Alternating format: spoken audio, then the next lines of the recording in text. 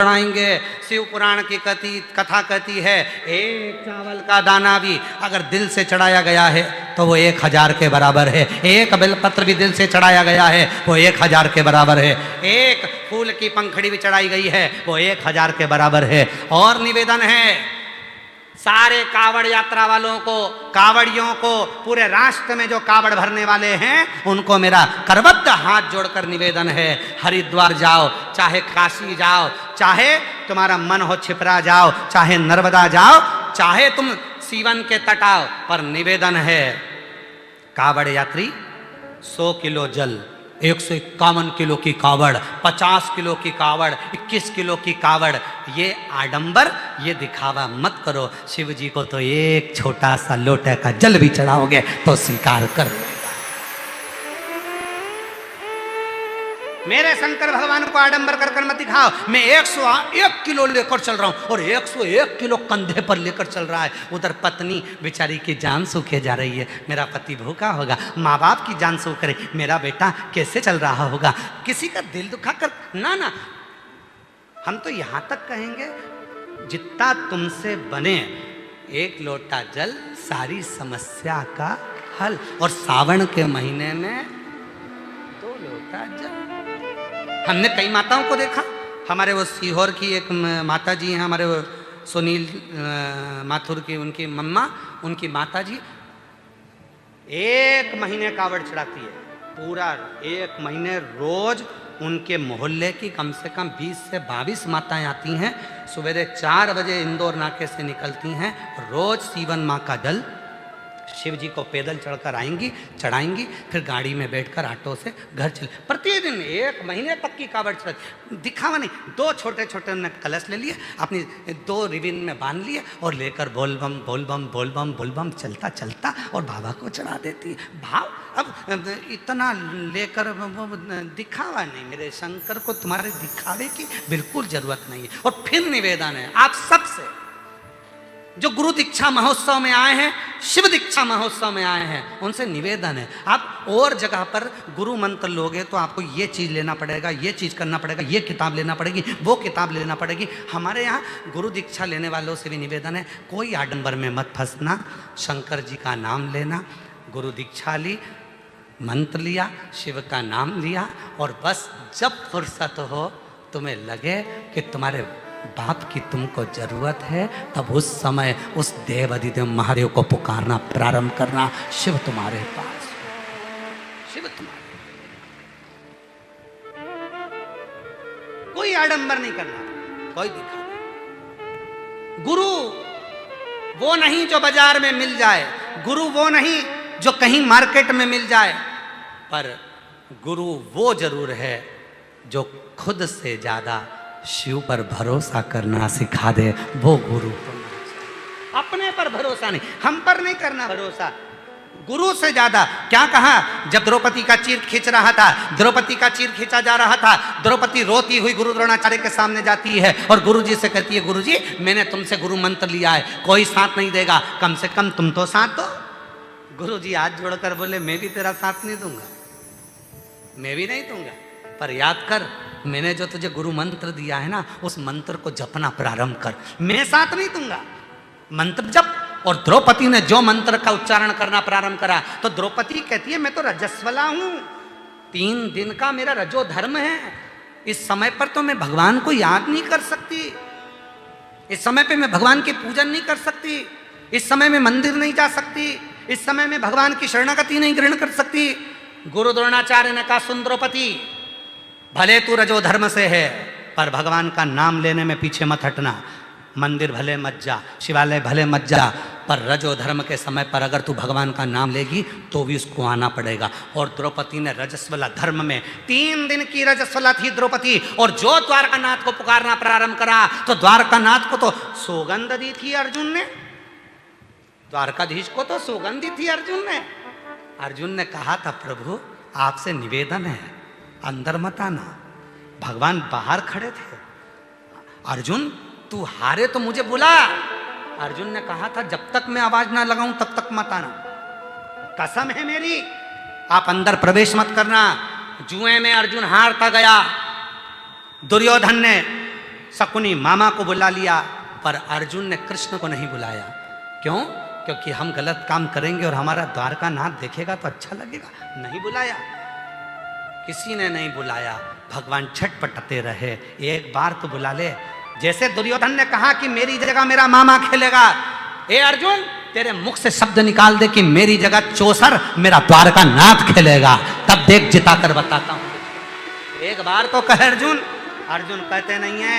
तब द्रौपदी रजो धर्म से थी। द्रौपदी ने गुरु द्रोणाचार्य से कह दिया मेरा रजो धर्म है, मैं क्या भगवान के मंदिर नहीं जा सकती? भगवान गुरु द्रोणाचार्य ने कहा कौन कहता है कि तू मंदिर जा, कौन कहता है कि तू शिवालय जा, तू तो पुकार उस परमात्मा को। और द्रौपदी ने दोनों हाथ ऊपर कर कर जो द्वारका नाथ को पुकारना चालू करा, तो द्वारकाधीश ने ये नहीं देखा कि रजो धर्म से थी, और द्वारकाधीश ने चीर बढ़ाना प्रारंभ कर दिया। जो चीर बढ़ाया तो शासन थक कर नीचे गिर गया, थक कर नीचे गिर गया। वो नहीं देखता। अब कई लोग कह देते, कई लोगों के मन में आता है इस नदी का जल मत चढ़ाओ, अशुद्ध है। अरे माँ, जिसको तुम माँ कहते हो वो माँ कभी अशुद्ध नहीं हो सकती, वो शुद्ध की शुद्ध रहती है, उसकी मातृत्वता शुद्ध रहती है। माँ कभी अशुद्ध नहीं हो सकती। बच्चे की चाहे वो लंगोट धोए, बच्चे को चाहे वो भोजन कराए, पति के चाहे कपड़े धोए, बुजुर्ग के चाहे कपड़े धोए, पर माँ शुद्ध की शुद्ध होती है, माँ में अशुद्धता नहीं होती। जिस पवित्र नदी का जल, चाहे माँ सीवन का चढ़ाओ, चाहे माँ गंगा का चढ़ाओ, चाहे माँ नर्मदा का चढ़ाओ, चाहे माँ क्षिप्रा का चढ़ाओ, चाहे माँ सरयू का चढ़ाओ, तुम्हारी मर्जी पड़े, चाहे मंदाकिनी, चाहे गोदावरी, जिस पवित्र नदी का जल तुम भगवान शंकर को चढ़ाओ, तुम ये मत सोचना कि ये नदी अपवित्र है या गंदी है। नहीं, जिस समय तुम जल लेकर जाओगे वो जल भी गंगा जल बन जाएगा और पवित्र हो जाएगा, क्योंकि माँ पवित्र की पवित्र रहती है, माँ में अपवित्रता नहीं रहती। और बहुत विश्वास के साथ में ये सावन का महीना मिला है, बहुत विश्वास के साथ। छत्तीसगढ़िया जम के, जरा जम के, छत्तीसगढ़िया सबले बढ़िया। बहुत विश्वास के साथ में ये सावन का महीना मिला है। इस सावन के महीने में जितना जितना शिव की भक्ति कर सकते हो उतनी करो। आस्था चैनल के माध्यम से, फेसबुक यूट्यूब के माध्यम से जितने शिव भक्त भगवान शिव की अविरल भक्ति को सावन के महीने में धारण कर रहे हैं, वो एक विश्वास के साथ,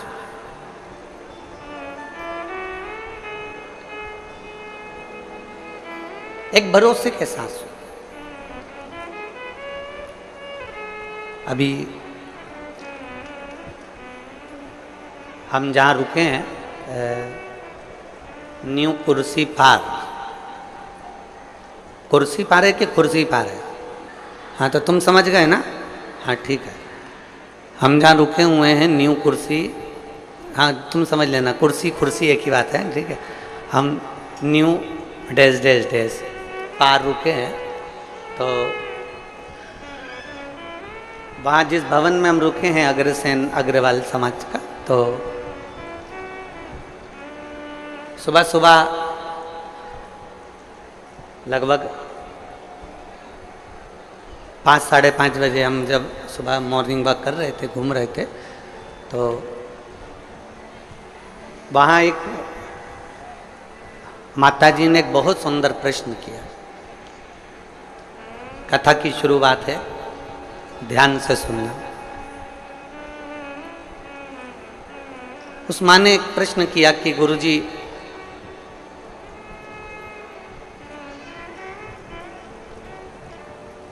हम एक संस्था से जुड़े हैं और वो संस्था कहती है कि भगवान शंकर की पूजन मत करो, मूर्ति पूजन मत करो, शिव जी को जल मत चढ़ाओ, शंकर जी को अभिषेक मत करो, मूर्ति पूजन बंद करो। क्यों मूर्ति की पूजन करो? हम उस माता जी के पूरे शब्द सुनते जा रहे थे और अपना वो हाल में घूमते जा रहे थे। गुरुजी, हम जिससे जुड़े हुए हैं वो बोलते हैं कि मूर्ति पूजन मत करो, और आप कहते हो कि शंकर जी को एक लोटा जल चढ़ाओ। हम जिनसे जुड़े हैं वो कहते हैं कि मूर्ति बाहर निकाल दो, घर से बाहर कर दो मूर्ति को। मूर्ति एक भी घर में नहीं होना चाहिए, और जितना बन सके उतना ध्यान लगा कर बैठे रहो भगवान का, भगवान तुमको मिलेंगे। मूर्ति बात।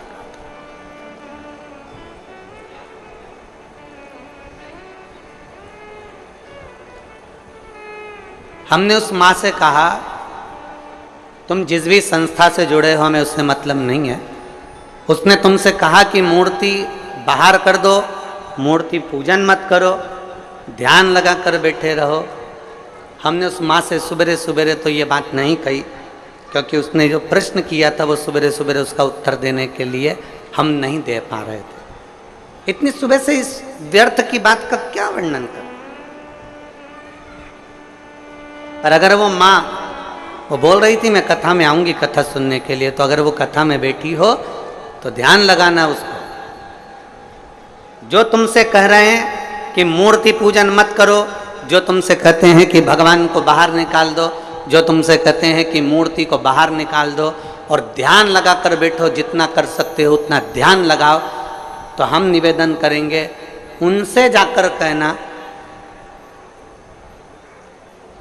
कि तुम भी शादी मत करना, बच्चे मत करना, ध्यान लगा कर बैठ जाना कि मेरी लुगाई आई, मेरी पत्नी आई, हमारी शादी हो गई, हमारे 4 बच्चे हो गए, 2 5वीं में पढ़ रहे, 2 6 में पढ़ रहे। बस ऐसा ध्यान लगा कर बैठ जाओ। ध्यान लगा कर बैठने से पत्नी प्राप्त हो जाएगी क्या? जम के बोलो जरा। ध्यान लगा कर बैठने से बच्चे पैदा हो जाएंगे क्या? जम के बोलो जरा। ध्यान लगा कर बैठने से मकान बन जाएगा क्या? नहीं। ध्यान लगा कर बैठने से तुम ध्यान लगा लो मकान बन गया, 4 मंजिल का बन गया, अटैच लेट बाथ लग गया, पलंग लग गया, सोफा लग गया, तो क्या मकान बन जाएगा? नहीं। उसके लिए तुम्हें ध्यान से हटकर थोड़ी परिश्रम करना पड़ेगा, तब मकान बन पाएगा। थोड़ा परिश्रम करना पड़ेगा तब जाकर कोई कार्य हो पाएगा। थोड़ा परिश्रम करना पड़ेगा तब तुम आगे बढ़ पाओगे। ध्यान रखना, जो कहते हैं कि मूर्ति पूजन मत करो, हम उनसे कहते हैं एक बार मेरे शंकर भगवान पे लोटा भर के जल चढ़ा कर देख, तो खुद अपने आप मूर्ति पूजन में लीन होता चला, अपने आप लीन हो। कोई लेट बनता है, कोई जल्दी बनता है। शिव को जल चढ़ाने वाला एक दिन सेठ जरूर बनता है। सेठ जरूर बनेगा, थोड़ा समय लग सकता है, थोड़ा समय लगेगा।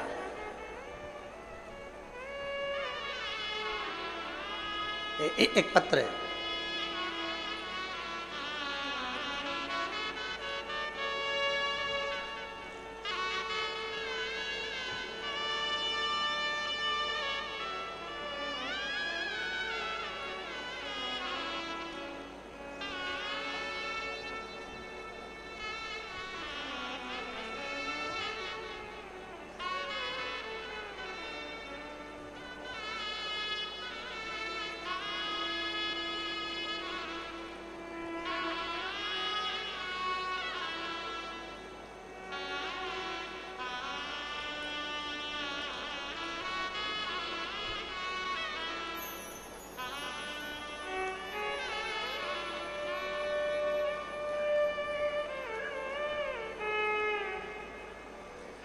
मेरा नाम मनीराम देवांगना। कहीं बैठे हैं मनीराम जी देवांगन? कहीं बैठे हो तो हाथ हिलाइएगा। आप ही हैं? ऐसा हाथ हिला दो। आ जाओ, एक बेलपत्र लेकर चले जाना। हाथ हिलाओ एक बार वापिस। आ जाइए। मेरा नाम मनीराम देवांगन है। मैं भाटापारा जिला बालोदा बाजार, भाटापारा छत्तीसगढ़ का निवासी हूँ। मेरा मोबाइल नंबर ये है। एक लोटे जल का मैं क्या वर्णन करूं। मैं कपड़े की फेरी लगाता हूं। साइकिल पे कपड़ा बांधना, ले जाना, बेचना। 1 साल से मेरी कपड़े की फेरी ठीक नहीं चल रही। इतना दुखी हो गया कि भोजन के भी लाले पड़ने लगे। बड़ी मुश्किल से जिंदगी चलने लगी, अब करूं तो करूं क्या। एक दिन मेरे पिताजी ने मुझसे कहा कि तू एक काम कर, वो सियोर वाला महाराज कहता है कि शंकर जी पर अगर एक लोटा जल चढ़ाओगे, उसको जल चढ़ाने वाला एक ना एक दिन सेठ जरूर बनता है। अब तू फेरी भी लगा, मना नहीं, पर पहले शिव जी को जल चढ़ा। मैंने अपने पिताजी के कहने पर, जो आपकी कथा दिन रात सुनते हैं, उनके कहने पर शंकर जी के मंदिर में जाना प्रारंभ करा, एक लोटा जल चढ़ाना प्रारंभ करा। गुरुदेव 2-3 महीने तो मेरी फेरी जैसी थी वैसी ही रही, कोई अंतर नहीं आया। आखिरी में मैंने मंदिर जाना छोड़ा तो मेरे पिताजी ने कहा मंदिर मत छोड़। तो शिवजी के मंदिर में जा झाड़ू पोछा लगा और एक लोटा जल चढ़ा। अब मैंने मंदिर में सफाई करना प्रारंभ करी और मेरे बाबा का नाम लेकर जो जल शिवजी को चढ़ाता था वही मैं अपने कपड़े पर छींट देता था और कपड़ा लेकर साइकिल पर बांध कर चला जाता। आज मेरे बाबा ने ऐसी कृपा कर दी कि मुझे भी लाखों और करोड़ों में खिला दिया। मैं बाबा को धन्यवाद देने के लिए आया, मैं शिव को धन्यवाद देने के लिए आया। लाइन अच्छी लिखी है, आप और हम सब गुनगुनाते हैं। खाली ना जाता कोई दर से तुम्हारे, खाली दर से तुम्हारे, मैं भी खड़ी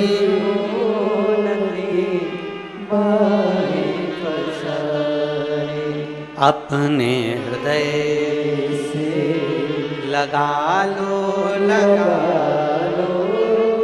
गिरा जा रहा हूँ उठा लो, भोले अपने दर से अब तो ना टालो, गिरी जा रही हूँ उठा लो।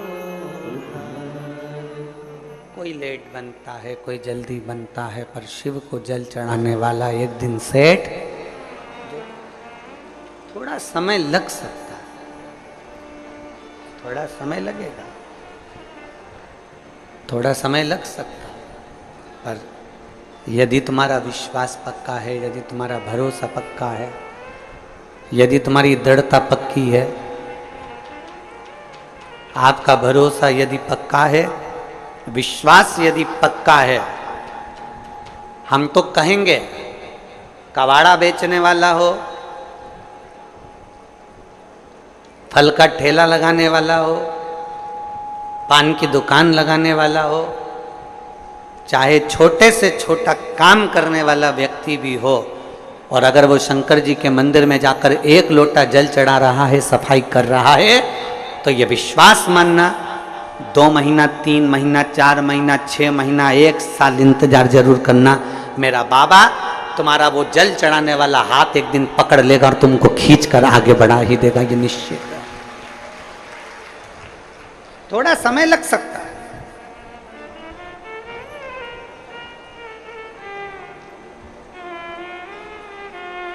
थोड़ा समय लग सकता है, पर मेरा बाबा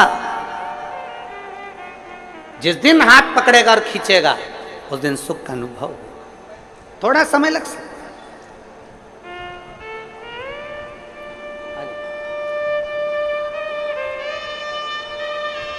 एक विश्वास, साइकिल पे कपड़ा बांध कर बेचने वाले के लिए भी शंकर ऐसी अविरल भक्ति पैदा कर दिया कि उस बच्चे ने लिखा है कि मुझे भंडार भरकर इतना दे दिया मेरे बाबा ने कि मुझे कमी।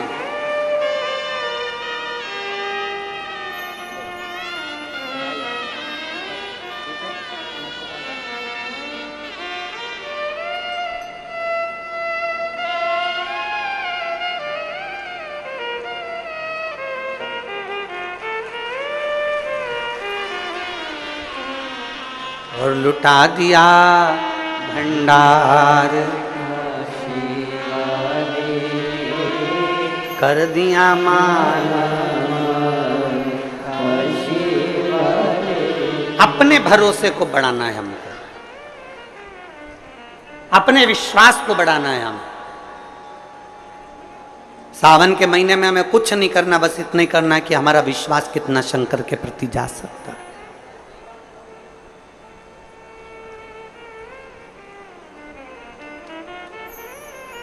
बहुत सारे मिलेंगे आपको जो शंकर जी से आपको दूर करते जाएंगे, बहुत मिलेंगे।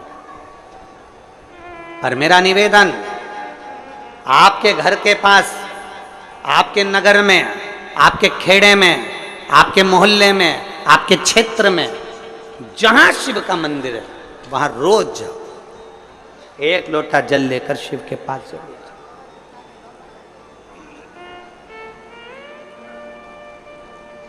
उसके दरवाजे तक जरूर पहुंचो।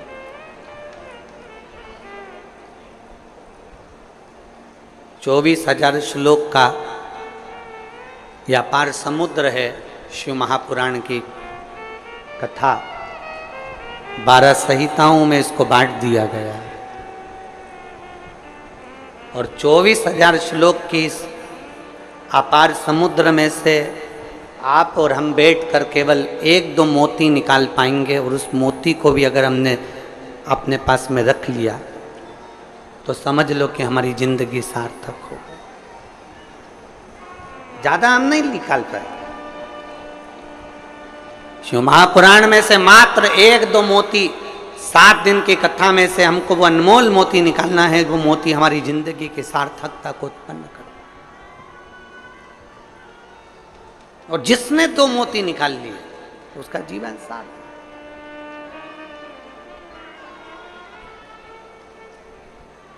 हमें ध्यान देना है कि हमारा मन, हमारा चित्त भगवान की ओर स्थिर हुआ कि नहीं।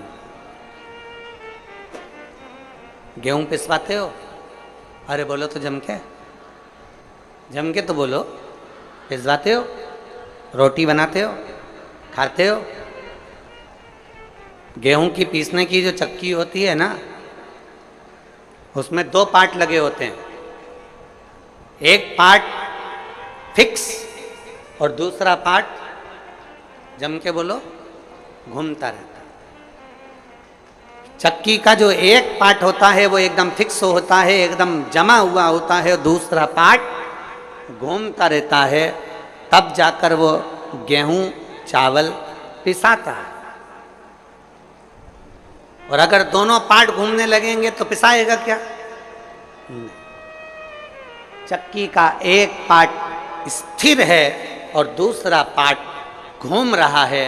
उसी तरह इस शरीर के भी 2 पार्ट हैं, एक मन, दूसरा ये शरीर।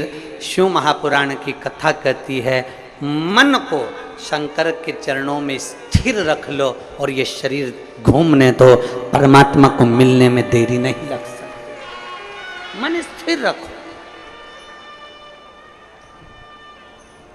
हम मन को स्थिर नहीं रख पाते। हम मन को जिस दिन स्थिर रख लेंगे, हम मन को जिस दिन पकड़ लेंगे, हम जिस दिन मन को अब स्थिरता में लाकर खड़ा कर देंगे, जिस दिन हमने मन की स्थिरता को निश्चित कर दिया, जिस दिन हमने मन को स्थिर कर दिया, फिर ये शरीर कहीं पर भी जाए, ये शरीर कहीं पर भी पहुँचे, अगर मन स्थिर हो गया तो फिर शरीर भी इधर उधर नहीं जा सकता। मन की स्थिरता। किसी किसी घर में बच्चों को इतने अच्छे संस्कार दे दिए जाते हैं, किसी किसी घर में बच्चों को इतना अच्छा ज्ञान दे दिया जाता है कि बच्चा किसी के साथ भी रहे उसका मन कभी बिगड़ता नहीं।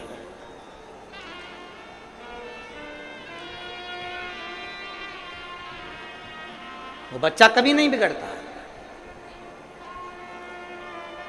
कितनी सुंदर बात कही है।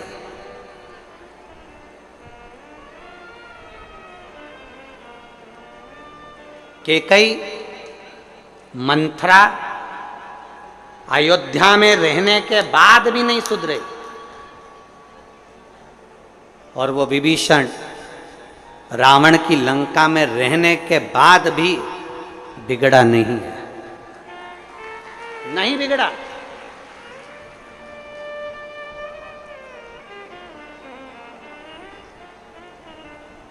वो लंकापति रावण की लंका में रहने वाला वो विभीषण भगवान की विरल भक्ति में डूबा रहा और उस मंथरा को इतना समझाया गया, मंथरा को इतना कहा गया, केकई को इतना समझाया गया, माता केकई से इतना कहा गया, पर वो सुधरने को तैयार नहीं, वो संवरने को तैयार। अपने मन को स्थिर बनाओ। आपके बच्चों को बाल्यावस्था में जो संस्कार दिया जाए वो संस्कार इतना प्रबल होना चाहिए कि हमारे बच्चे, ये उसका शरीर, हमारे बच्चों का शरीर, हमारे बच्चे कहीं पर भी रहें, ये शरीर उसका कहीं पर भी रहे, मित्र कोई भी बने, दोस्त कोई भी बने, कहीं पर भी जाए, कहीं पर भी बैठे, किसी भी होटल में जाएं, कहीं पर भी बैठें, पर तुम्हारे घर के संस्कार की मूलता इतनी प्रबल होना चाहिए, तुम्हारे बच्चों का मन इतना स्थिर होना चाहिए कि नहीं, मेरे पापा के संस्कार ऐसे हैं, मेरी मम्मी के संस्कार ऐसे हैं, मेरी महतारी के संस्कार ऐसे हैं, मेरे पिता के संस्कार ऐसे हैं, मैं अपने पिता को धोखा नहीं दे सकता, मैं अपनी माँ को धोखा नहीं दे सकती, मैं गलत जगह पर भटक नहीं सकती, मैं गलत जगह पर जा नहीं सकती। यह हमारे मन की स्थिरता बताती।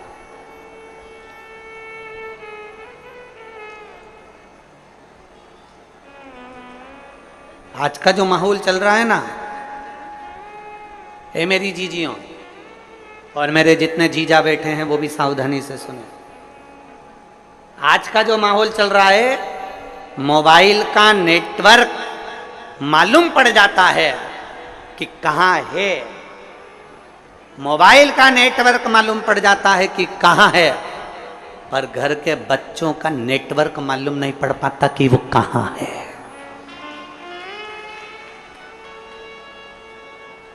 हमारे बेटे का नेटवर्क कहाँ चल रहा है, हमारी बेटी का नेटवर्क कहाँ चल रहा है, हमारी बेटा का नेटवर्क कहाँ तक है, हमारी बेटी का नेटवर्क कहाँ तक है, हमारे बच्चों का नेटवर्क कहाँ तक है, किसकी संगत में, कौन दोस्त, कौन सहेली, कहाँ जा रही है, कहाँ ले जा रही है, कहाँ बैठ रही है।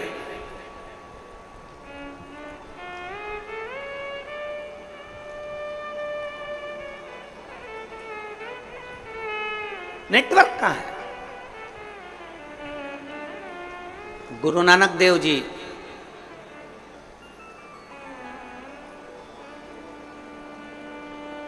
संतों के सिरमौर गुरु नानक देव जी अपने शिष्य बाले से कहते हैं, बाले, एक व्यक्ति जो कर्म करता है, उस कर्म करने वाले व्यक्ति के ऊपर उस मालिक की दृष्टि हर पल रहती है, हर पल। जैसे आज की भाषा में कहें कि दुनिया के लोग कहीं पर भी रहें, वो सोचते हैं कि हमने जो करा वो परमात्मा ने नहीं देखा, हमने जो किया वो भगवान ने नहीं देखा। हम पुण्य करते हैं तो सारी दुनिया में डोंडी पीट देते हैं, और हम पाप करते हैं तो किसी से नहीं कहते, छुपा लेते हैं, उसको लगता है कि मैंने किसी से नहीं कहा। गुरु नानक देव जी कहते हैं, बाले, हमारे एक एक कर्म पर हमारे ईश्वर की, उस परमात्मा की दृष्टि हमेशा रहती है। मोबाइल का नेटवर्क मालूम पड़ सकता है कि कहाँ है, और आज के बच्चों का नेटवर्क मालूम नहीं पड़ पाता कि बच्चे कहाँ हैं, किससे बात कर रहे हैं, मोबाइल में किससे चैटिंग कर रहे हैं, किससे बात की जा रही है, कौन है, कौन सहेली है, कौन दोस्त है, कौन व्यक्ति कैसा है, उसको नहीं मालूम पड़ता। मोबाइल का नेटवर्क मालूम पड़ जाएगा पर बच्चों का नेटवर्क नहीं मालूम पड़ पाता। इसलिए निवेदन आप सबसे, शिव महापुराण कथा के माध्यम से जितने मेरे विश्व के पूरे संपूर्ण विश्व में बैठे हुए श्रोता भाई बहन जो शिव महापुराण की कथा को सुन रहे हैं, उनसे निवेदन है, सावन के महीने में अपने बच्चों के हाथ में एक लोटा जल पकड़ाओ और उसको भी शिवालय तक भेजो, जिससे उसका मन स्थिर होगा। शरीर भले घूमता जाए पर मन की स्थिरता बनना चाहिए। शरीर भले घूमे पर मन की स्थिरता हो। स्थिर मकान किसने बनाया? तुमने मेहनत कर कर। घर बनाया तुमने मेहनत कर कर, एक एक रुपया जोड़कर तुमने महल बनाया, नगर बसाया, मकान बनाया, घर बनाया, परिवार बनाया, पत्नी का half set, full set, sofa set, सब कुछ घर में लाकर दिया, डिनर सेट, सब कुछ दिया। उसके बाद भी मनुष्य अगर घर में अपसेट रहे तो ऐसे सेट का कोई मतलब नहीं। उसके बाद भी अगर अपसेट हो तो उसका कोई मतलब।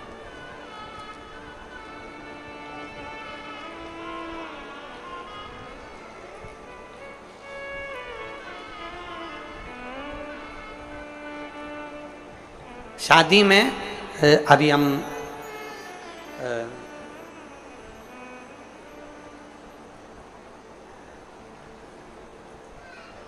बीच में कथा थी एक महाराष्ट्र में, तो हम एक शादी में गए, वो नहीं माने कि वो बेटी ने जिद कर ली कि नहीं गुरुजी नहीं आएंगे तो मैं वरमाला नहीं डालूं, फेरे नहीं करूं, फिर हमको जाना पड़ा। अब वो बेटी ऐसा हाथ करी, हमने उसके हाथ में श्रीफल वगैरह दिया, तो उसके हाथ में नाम लिखा हुआ था। तो हमने बेटी से पूछा क्यों रही ये हाथ में नाम किसका लिखा है? तो बेटी ने कहा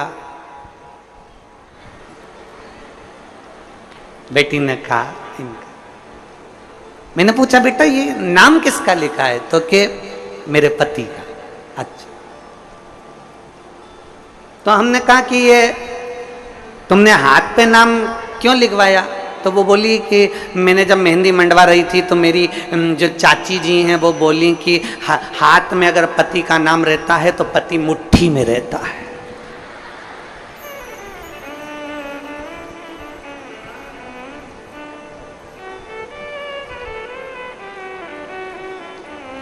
तो फिर हमने कहा बेटा फिर तो पति की जगह सास का लिखाना था, फिर पति का क्यों? अगर हाथ पे नाम लिखने से पति मुट्ठी में आ जाए तो सास का नाम लिखाती कि सास मेरी मुट्ठी में हो जाए। देख, हमने उस बेटी से कहा देख, संसार में किसी को मुट्ठी में करने का प्रयास मत करो, प्रयास करो कि मेरे हाथ से सब छूटे रहें और मेरा महादेव मेरे हाथ में पकड़ा रहे, बस इससे ज्यादा कुछ। मेरा देव अधिदेव महादेव मेरे हाथ से पकड़ा,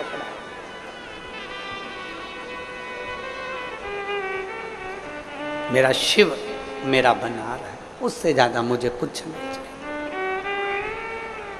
हम संसार के लोगों को अपना बनाने का प्रयास कर रहे हैं, हम संसार के लोगों को अपना बनाने का प्रयास कर रहे हैं, हम संसार के लोगों को अपना जोड़ने का प्रयास कर रहे हैं, हम संसार के लोगों को ये विचार करते हैं ये परिवार नाते रिश्ते कुटुंब कबीले सब मेरे बनते चले जाएं। शिव पुराण कहती है हम जितना जितना संसार के लोगों को अपना बनाने का प्रयास करेंगे ये हमसे दूर हटते चले जाते हैं। इसलिए प्रयास ये करो कि हमारा शिव, हमारा शंकर, हमारा ओघड़दानी, मेरा देव अधिदेव महादेव, मेरा शंभु, मेरा त्रिकालदर्शी, मेरा शिव हमारा बन जाए, बाकी की दुनिया भले जाए तो जाए। और शंभु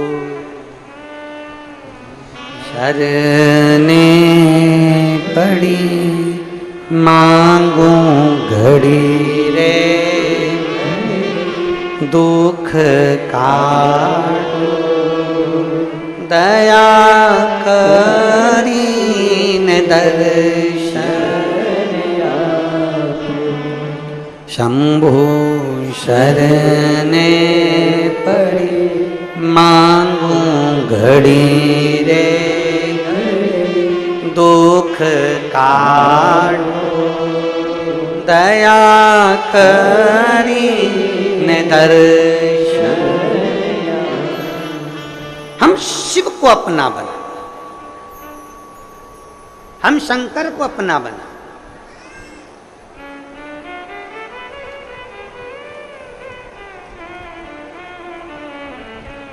हाथ पर नहीं, दिल पर हमारे शिव का नाम अंकित कर ले। श्री शिवाय नमस्तुभ्यम जब हमने अंकित कर लिया तो हमारे हर पल, हर घड़ी, हर क्षण, हर श्वास में शिव रमेगा।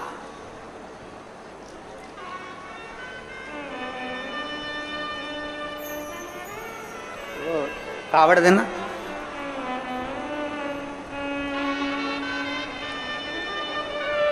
कावड़ देखिए आप लोगों ने, ये कावड़ इसमें दो तो पानी के कलश रहते हैं, दो पानी के लोटे रहते हैं। भक्ति की डोरी बंधी होती है और एक बांबू, एक बांस लगा रहता है। इसमें मूलतः डंडे का प्रयोग में बांस का प्रयोग किया जाता है। इसमें मूलतः इस कावड़ में डंडे के प्रयोग की जगह बांस का, बांबू का। इधर छत्तीसगढ़ में क्या बोलते हैं? बांस बोलते हो, बांबू बोलते हो? बांस। महाराष्ट्र में बांबू बोलते हैं इसको, बांबू। मूलतः प्रयोग होता। अब जब हम इस कावड़ में अगर देखें तो सबसे मुख्य अगर कुछ होता है कावड़ ले जाने में तो वो बांबू होता है, बांस होता है। और बांबू का जो पेड़ होता है, बांस जो होता है, उसमें थोड़ी दूर तक अच्छा रहता है, फिर गठान आ जाती है, फिर थोड़ी दूर तक अच्छा रहता है, फिर गांठ आती है, फिर थोड़ी दूर तक अच्छा रहता है, फिर गांठ आती है। बोलो देखा कि नहीं देखा आप लोगों ने? बांबू में जगह जगह पर गांठ आती रहती है और बांबू अंदर से पोला रहता है। कोई कोई बांबू, कोई कोई बांस ठोस भी होता है, पर कितना भी ठोस हो बांस, उसके अंदर थोड़ा ना थोड़ा पोलापन रहता ही रहता।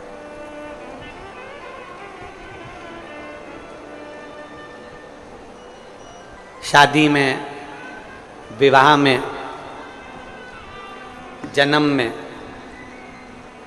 मरण में, मृत्यु के समय पर भी बांबू का, बांस का प्रयोग किया जाता है आखिरी तक।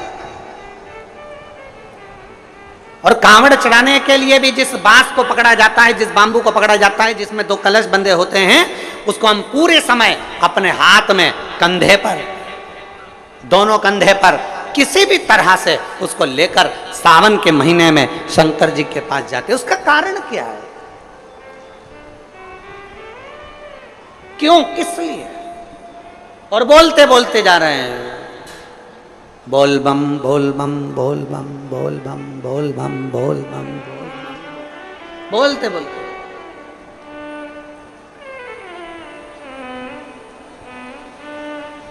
एक श्रीमद् भागवत कथा सुनी आप लोगों ने? जम के बोलो जरा, जम के। सबने सुनी भागवत जी? भागवत जी में एक प्रसंग आता है कि धुंधकारी बांबू के अंदर, बांस के अंदर जाकर बैठ जाता है। 7 दिन की कथा होती है। 7 दिन में धुंधकारी फिर वो बांस के 7 गांठों में से बाहर निकल जाता है और उसकी मुक्ति हो जाती है, उसका मोक्ष हो जाता है।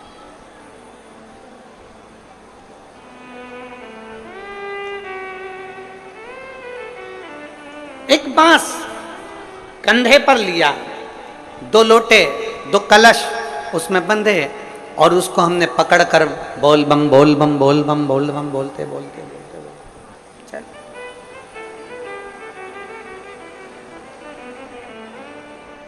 आखिरी में हम जो बांबू पकड़े हैं, जो बांस पकड़े हैं, वो बांस की महत्वता सावन के महीने में क्यों हो जाती है? क्यों कावड़ बांबू पर ही बांध कर ली जाती है? उसका कारण क्या है? उसका केवल एक कारण है, हे देवाधिदेव महादेव, इस बांबू में गांठें हैं। और सरलता में जाइए, देखो बहुत बहुत सरलता में जाइएगा। हमारे भारत की भूमि के जो जगत गुरु शंकराचार्य जी हैं, वो भी अपने हाथ में दंड रखते हैं, वो भी बांबू, वो भी बांबू, वो भी बांस।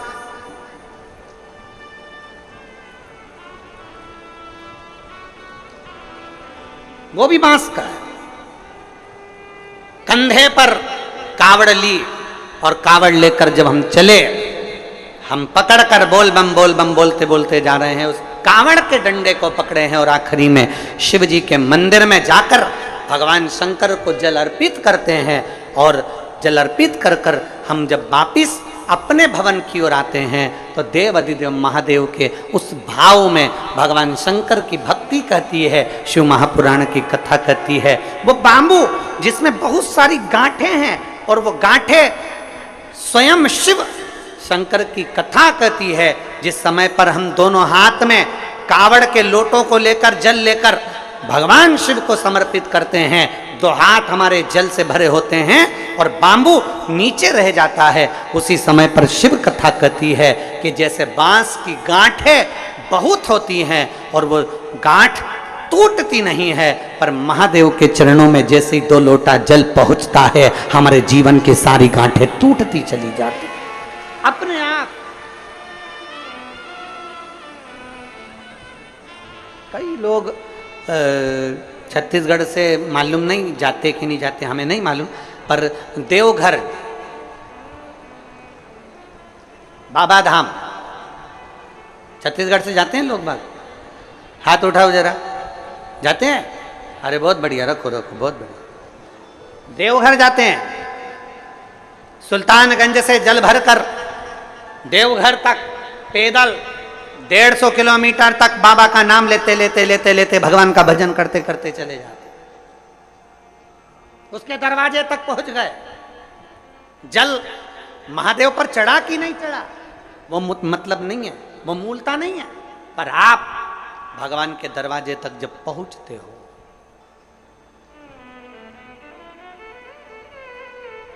आप भगवान के द्वार तक जब पहुंचते हो तो भगवान उसको स्वीकार करते हैं।